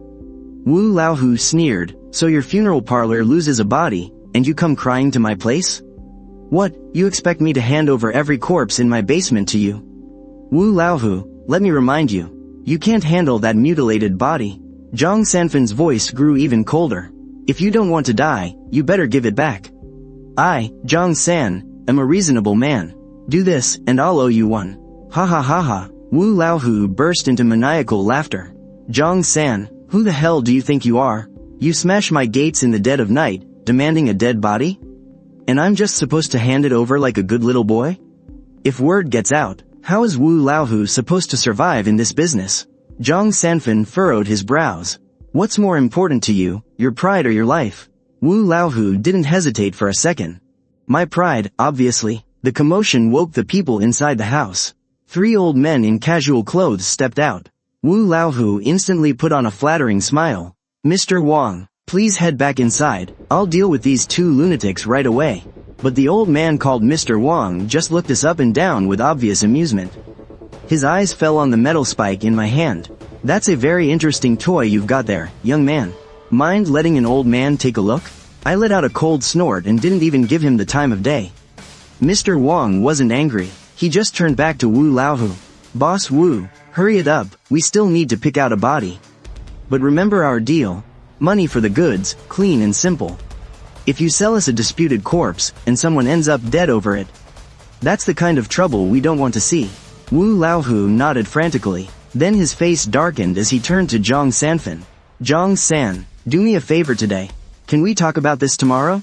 Zhang Sanfin didn't back down an inch. "Hand over the remains, and of course I'll do you that favor." Boss Wu was finally pushed over the edge. "Are you ever gonna let this damn thing go? This isn't the city, so stop acting high and mighty in front of me. You're not leaving, huh? Nephew, lock the doors and let the dogs out." Boss Wu put on a flattering smile. "Mr. Wang, there's never been any trouble with the bodies I sell." He turned and shot us a dirty look, then quickly went back to smiling. Please wait just a moment, sir. Let me get rid of this punk, and we can get right back to business. Mr. Wong, remains like these are a once-in-a-lifetime find.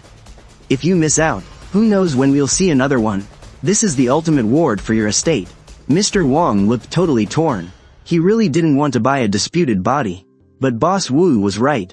Not only was this guy hacked into 17 or 18 pieces by his own wife. He even drained his own daughter's life force. His vengeful energy was absolutely off the charts. It was an incredibly rare catch. Suddenly, Zhang Sanfen spoke up with a chillingly cold tone. So, you're Mr. Wong, huh? You actually want to take these cursed remains home to guard your property? Are you tired of living or something? The idea of a corpse ward pierced my brain like a needle. The warnings from the Night Shift Survival Guide instantly exploded in my head. Using something this purely evil to manipulate feng shui, just to get rich and powerful? It sounds like a sweet deal on paper. But according to the guide, everyone who ever tried this trick ended up getting their entire family wiped out. No exceptions. This Mr. Wong was literally just paying cash to buy coffins for his whole family. If he'd read what was in that book, he wouldn't have dared to try this, even if you put a gun to his head. Zhang Sanfen didn't hold back at all. Using corpses as wards is dark magic. Mr. Wong, I don't care who you are.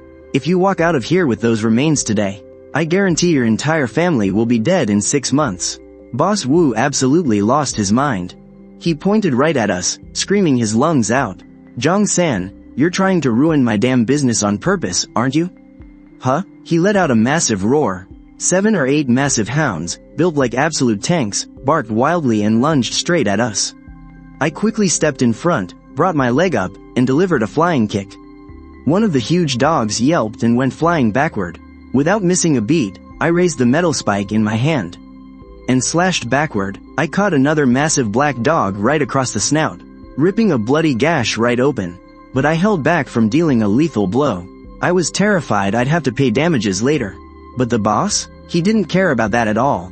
He barely even lifted a finger. He just snapped his leg up for a kick. And a vicious hound whined as it flew across the room, slamming brutally into the wall. It went completely limp on the spot. Second kick. The second dog threw up blood instantly, and collapsed onto the floor, twitching. Then came the third kick, and the fourth. The whole thing took barely a few seconds. 6 kicks later, 6 of those incredibly vicious attack dogs were completely paralyzed on the ground. Not a single one of them was moving. My eyes practically bugged out of my head. Even Boss Wu, Mr. Wong, and all their goons took a sharp breath in. The color completely drained from their faces. Holy crap, that was insanely brutal. I finally understood why the boss had the guts to break into Boss Wu's courtyard. In the middle of the night with just the two of us. With skills like that, what the hell was there to be afraid of? Boss Wu's eyelid twitched violently. He had spent years painstakingly raising those dogs, only to watch them get kicked to death right in front of his eyes. Who could possibly let that slide? He stomped his feet in a rage and cursed at Zhang San. I am not done with you today, you hear me? With that, he actually shouted toward the house, Master Wong. You have to stand up for me, sir. As soon as the words left his mouth, a chilling voice echoed from the main room. So young, yet your methods are so utterly ruthless. How did our circle ever produce a piece of trash like you who doesn't respect the rules? Rest easy, Tiger Wu. I will see that justice is served for you. I almost burst out laughing. A shady corpse trafficker, lecturing others about justice? Just as I was thinking that, a scrawny old man walked out of the house. He was wearing a traditional short-sleeved button-up. His silver hair was combed impeccably neat, and his eyes gleamed with a piercing, golden light. He didn't look like a fragile old man at all. When Boss Wong and the guys saw him, they immediately bowed and greeted him as Master Wong. The old man just gave a haughty nod. His gaze locked onto Zhang Sanfen. He scoffed coldly, I came to North China this time, hoping to meet some proper colleagues. I never expected to run into a worthless punk like you. Zhang Sanfen tilted his head, sizing him up, and sneered, who the hell are you? Tiger Wu immediately jumped out and barked. You don't even know Master Wong?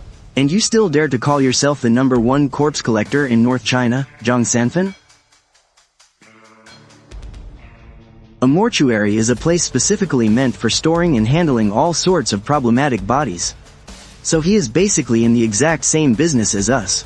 A look of sudden realization washed over Zhang Sanfan's face. Oh, so you are that greedy scumbag who only cares about money and dead bodies, with zero shred of humanity. That single sentence made old man Wang's beard tremble with pure rage. He roared back, "You ignorant brat. Is that how you speak to your elders?"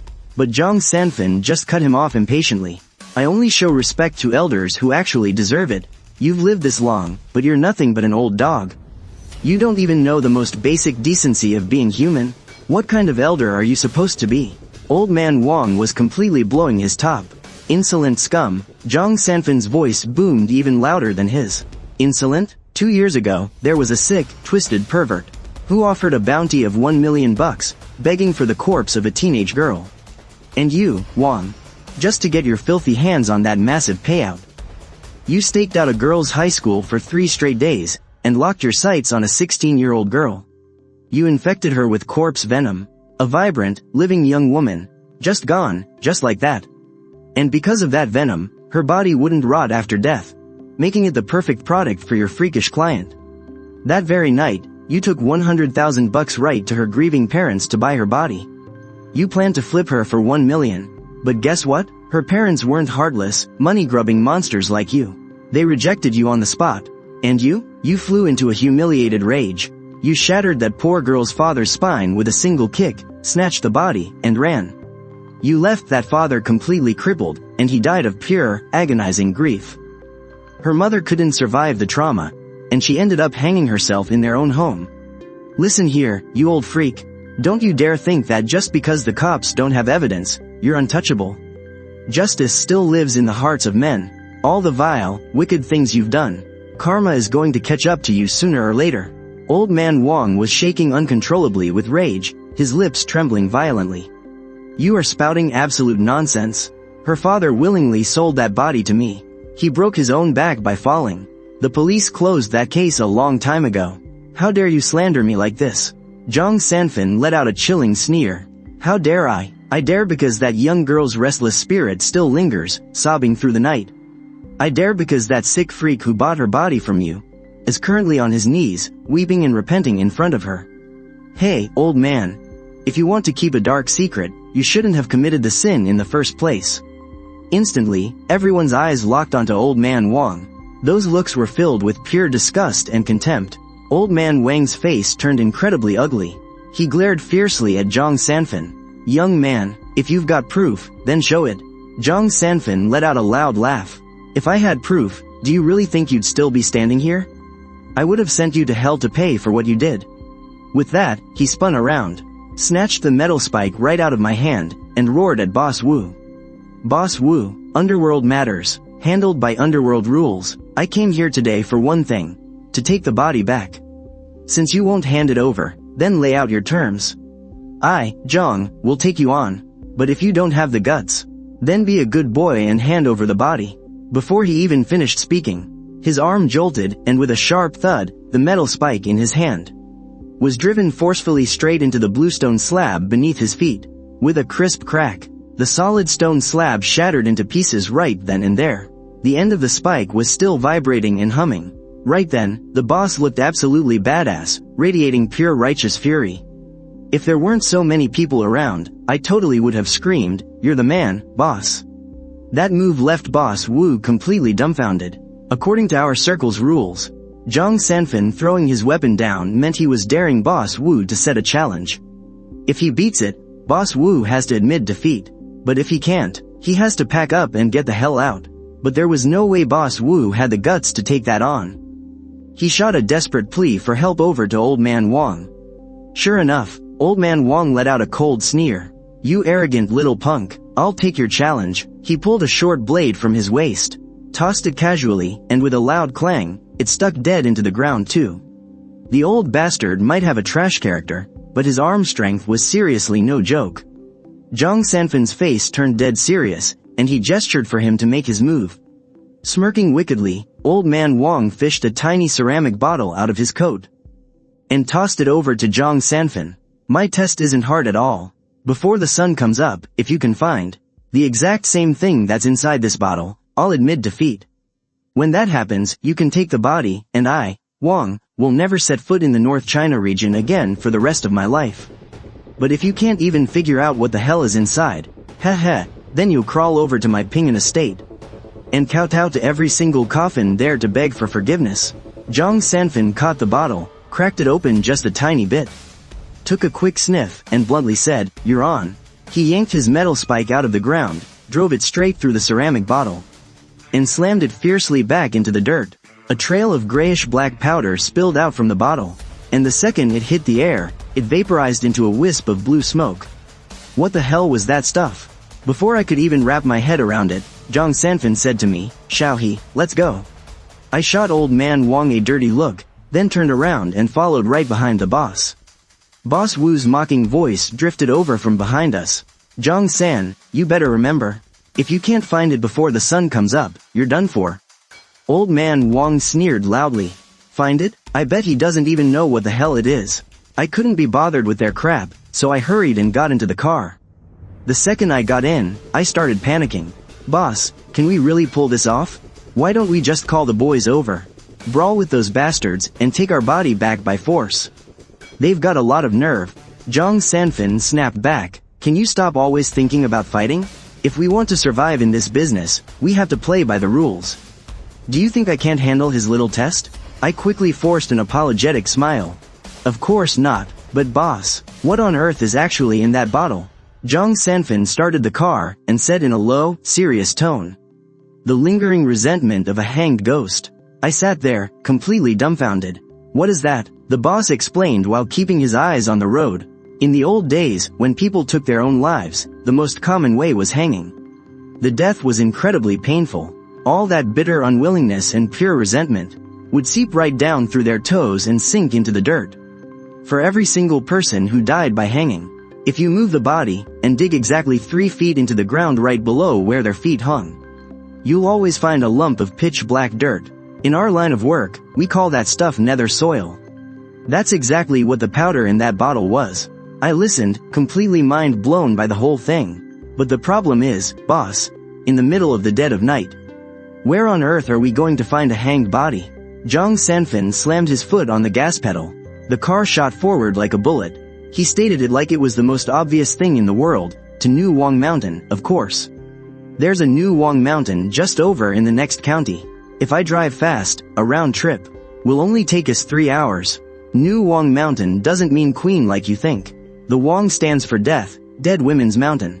Behind that name lies the blood and tears of countless women from the old society. Back in those days, women were at the absolute bottom. If they got married off to a violent, abusive husband, beatings and screaming were just a normal part of daily life. And if they ran back to their own families, they'd just be dragged right back to him. All that awaited them was an even more brutal beating. Once they lost all hope in both their husband's family and their own, they lost all hope in this world entirely. Their only way out was to wander up to the top of a lonely hill, bring a rope, and end their suffering on a crooked tree. Both families would consider it a terrible omen, and they wouldn't even bother to collect the corpse. They'd just leave the body hanging on the tree, left to dry up and rot in the wind. Over time, as more and more women hanged themselves up there, the people in our line of work started calling that hill Dead Women's Mountain. I honestly never imagined that in this day and age, a place like that could still actually exist. The car tore down the national highway. After an hour of violently bumping along, we finally turned onto a narrow mountain dirt road. "We're here." Zhang Sanfin killed the engine. The mountain's night wind was bone-chillingly cold. Out of the pitch-black darkness, the eerie cries of strange birds echoed from time to time. I clutched my bag to my chest, sticking closely behind my boss. His broad, sturdy back gave me this weird, unexplainable sense of security. Like even if the sky were falling, he could hold it up himself. We trudged along a path completely overgrown with wild, thick weeds. For over 20 minutes, slowly, scattered, messy dirt graves began to appear all around us. Broken, collapsed tombstones were everywhere. It was very clearly a mass, unmarked graveyard. The harsh beam of Zhang Sanfin's flashlight swept through the pitch darkness, before finally stopping dead on something not too far away. It hit a massive, twisted willow tree with a crooked trunk. And there, caught dead in the beam of light, were 2 unmistakable human figures, gently swaying back and forth from the branches in the night wind. My scalp instantly prickled with sheer terror. Those were the women who had hanged themselves. And we were actually about to dig up that dark, lingering resentment right out from under those two female corpses. In the dead of the night, out by a mass graveyard, on a twisted, crooked willow tree, with two dangling corpses swinging slowly back and forth. This godforsaken, creepy place. If the boss wasn't here with me, you couldn't pay me $1 million to come here. But the boss just acted like it was a walk in the park. He grabbed my bag, and in a matter of seconds, he snapped together a portable folding shovel. He shoved it aggressively right into my hands. Hurry it up and get moving. As soon as we dig this stuff out, we're gone. I grabbed the shovel with shaking hands. I actually felt a little bit eager to try. Is there really cursed dirt right under a hanged ghost? Solidified black dirt. But the moment I looked up and saw those two bodies swaying in the wind, I totally chickened out. I couldn't help but ask, "Boss, these two ladies aren't gonna suddenly jump up and bite us, are they?" Zhang Sanfin just laughed. "Relax, I'm here." Well, with the boss's guarantee, I suddenly felt a lot braver. I hurried over to that crooked willow tree. One corpse was rotted down to just a half, while the other was still pretty intact. They were just hanging a bit high, which was actually great. It saved me the trouble of moving the bodies. I could just start digging right away. So, without another word, I swung my tactical shovel and got straight to work. The dirt was moist, so it wasn't hard to dig at all. I just kept getting blocked by tree roots every now and then. Thank God this shovel was sharp. I didn't care what kind of tangled roots they were. One vicious swing, and I chopped them all right in half. But the weird thing was, those chopped willow roots, the cut ends were actually bright red, just as I was wondering about that. Suddenly, clang, the shovel hit what felt like a solid chunk of iron. I used the shovel to scrape away the dirt, and my jaw dropped. "Boss, there's a coffin down here." The moment those words left my mouth, the boss visibly froze for a second, then quickly hurried over. He swept his flashlight beam into the pit. A perfectly square, iron coffin appeared right in front of us. I stared at this bizarre iron box. I stupidly couldn't resist tapping it with my shovel. But who would have thought? A screeching sound came from inside. It sounded exactly like someone frantically scratching the coffin lid with their fingernails. I was so scared my face went completely pale. I nearly lost my damn mind. I was ready to bolt out of that pit right then and there. But Zhang Sanfin grabbed my shoulder hard. "Don't panic," he snapped in a low voice. How could I not panic? There's a dead woman hanging right above my head and under my feet. There's a freaking living thing inside this iron coffin. My worst nightmare is that it's a damn zombie. Seeing me shaking like a leaf, Zhang Sanfin said calmly, "What are you so scared of? That iron coffin is completely welded shut. Whatever is in there, it can't get out. If you panic over a tiny little scene like this, how are you ever gonna make it in this business?" As he spoke, he pulled a rope out of his bag, his tone turning dead serious. "Son of a bitch, burying a coffin right beneath a hanged ghost. Someone is trying to raise a corpse. Raising a corpse is an absolute taboo in our circle. The very first rule in the night shift management guide states, the nation has its laws. And our trade has its rules. I don't care what your sick motive is for raising a corpse. But once you do it, you've broken the rules." I forced myself to calm down, swung the shovel to dig the pit wider, and looped the rope around the coffin. Maybe I was just exhausted from the heavy lifting, but my heavy, panting breaths hit the surface of the coffin. And another harsh, agonizing scratching sound came from inside. My scalp instantly went numb. I quickly yelled for the boss to pull me up. We each grabbed onto the rope, and gave it a vicious yank, and that massive, heavy iron coffin was actually dragged straight out of the pit by the two of us. Zhang Sanfin clicked on his flashlight. He circled the coffin, inspecting it carefully, and his expression got uglier by the second. "This coffin is fresh. It hasn't been buried for more than 10 days. The lady hanging up there has been dead for at least half a month. So, this coffin was buried after she died." After he said that, he looked up at me. "Shall he? Get back down there and keep looking for that black, cursed dirt." I immediately jumped back into the pit, and this time, everything went smoothly. I hadn't dug for long before I scooped up a small handful. The black soil smelled like herbal medicine, exactly like the stuff in Old Man Wang's bottle. I quickly scooped the cursed dirt into the bottle, and just as the boss had instructed, I wrapped it in red cloth to ward off evil. When I jumped out of the pit, I happily held up the bottle and said, "Boss, I found it. Just wish there was a bit more of it. If I didn't have such sharp eyes," but before I could even finish, I realized Zhang Sanfen had his back to me. He was staring at that coffin, trembling all over. It was like he was looking at something absolutely terrifying. My heart skipped a beat. Was this still the fearless boss I knew? The guy with unbeatable expertise? The man with skills nobody could match? What on earth could scare him this much? I was terrified that whatever was inside was about to break out. Gripping my tactical shovel, I was ready to charge. But Zhang Sanfen suddenly grabbed me to hold me back. His face was twisted in rage. His voice was shaking with unbelievable fury. "Old he, even if we drop dead from exhaustion tonight, we are dragging this coffin out of here. I want to see exactly which sick bastard dared to do something this completely inhumane." That was when I finally understood. He wasn't scared at all. He was furious. It was pure, boiling rage making his whole body shake. He was so mad he even called me old he instead of little he. But what the hell was up with this coffin? What could possibly make the boss blow up like this? Zhang Sanfen took a deep breath, forcing his anger down, and ordered, "All right, get those two ladies down from the tree and bury them. Their resentment is gone now. Don't let them hang there suffering anymore." I nodded immediately. In a flash, I scrambled up the tree, cut the ropes and lowered the two rotting bodies into the pit. "Boss, we're just burying them like this? No coffins? They lived their whole lives in a blur and died. Why get all fancy about it now?" Zhang Sanfen snapped back angrily. "Old he, let me tell you something. People are only alive because they have a soul. Once the soul is gone, it's just a rotting sack of meat. Don't overthink it." I was completely taken aback by his yelling.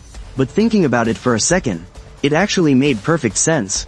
As I kept shoveling the dirt, I noticed the boss's temper had cooled down a bit. Only then did I carefully ask, "Boss, what's the deal with this iron coffin anyway?" Zhang Sanfen let out a cold sneer. "Old he, I'm telling you, this coffin is worth an absolute fortune. Believe it or not, if we drag this back tonight, someone will be knocking on our door tomorrow. When that happens, you could ask for 1 million, 5 million, or even tens of millions. And I promise you, they wouldn't even blink." Hearing that, my eyes instantly lit up. But the boss suddenly shifted his tone, his voice turning deadly cold.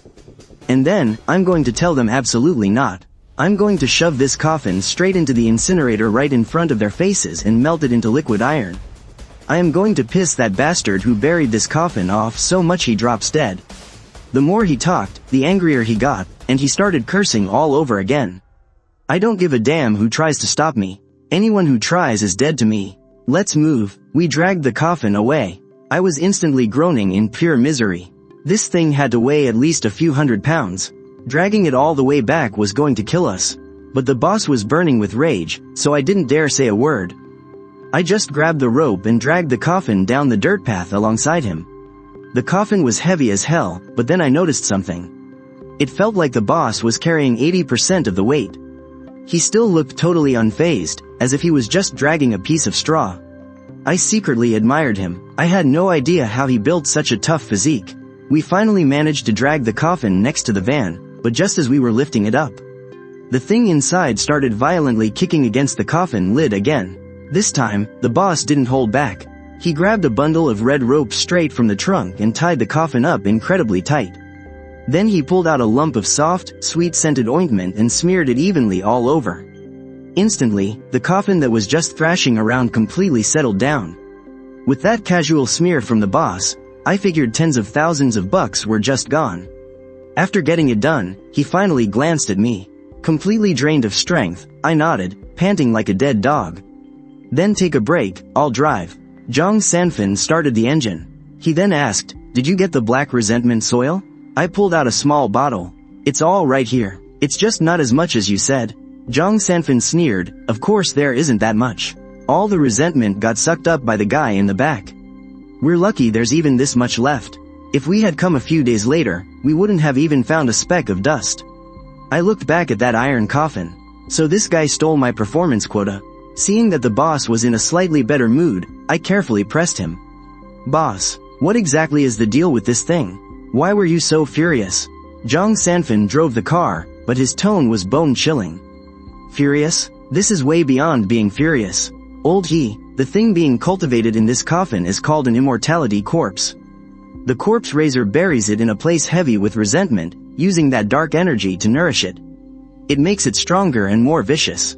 Once it absorbs enough resentment, they move it to another spot to continue, until the corpse inside gets strong enough to break open this welded iron coffin. Only then is the process complete. I got goosebumps listening to this. Just how much resentment would this corpse need to suck up to burst open a welded iron coffin? What's the point of raising something like this?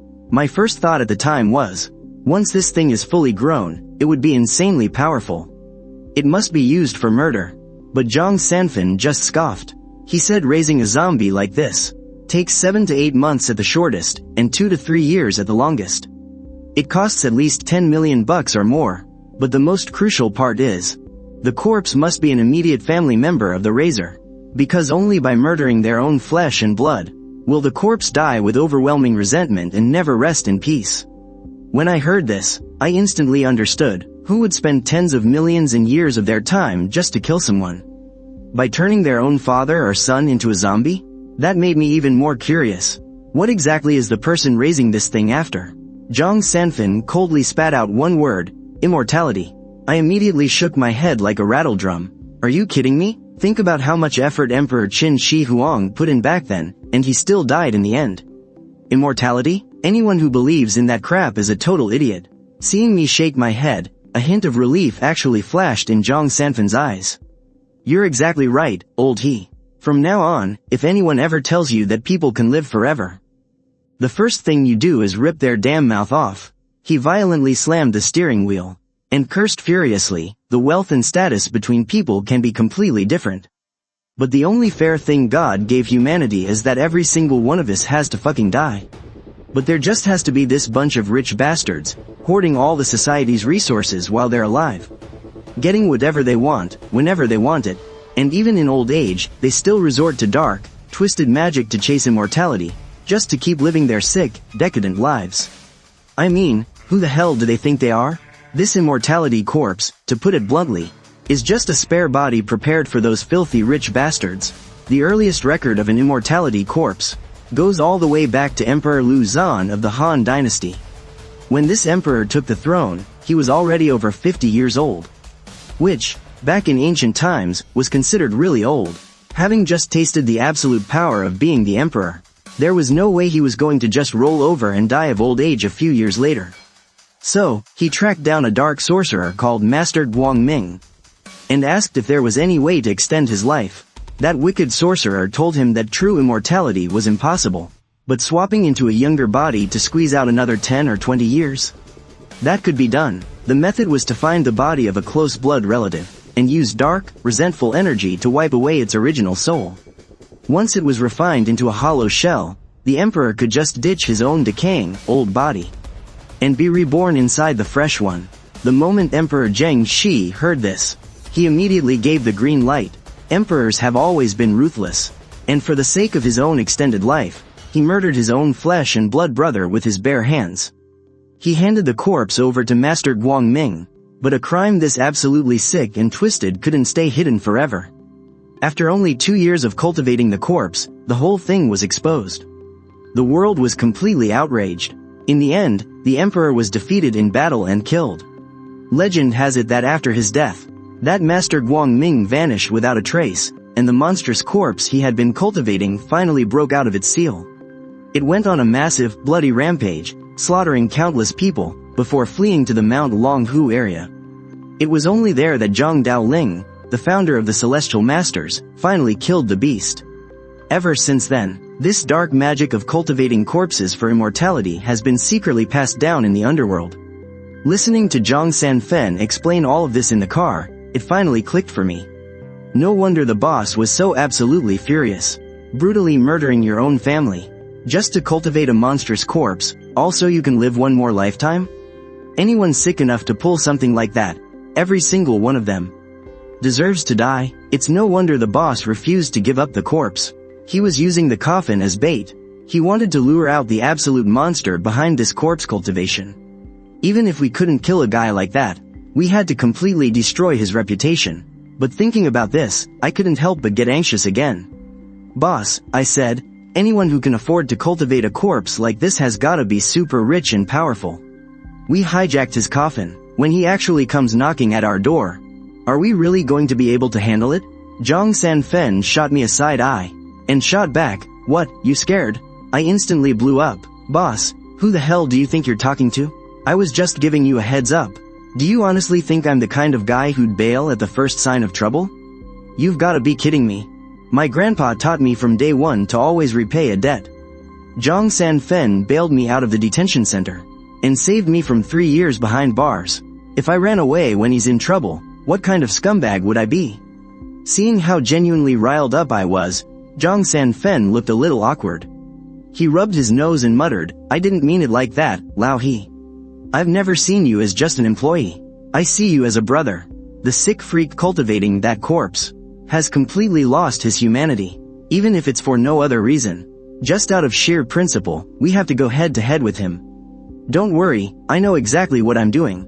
The two of us kept bickering back and forth while driving, and before long, we pulled up to Wu Laohu's compound.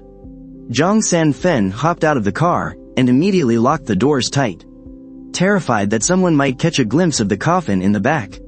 Right after that, he kicked the heavy iron gate wide open.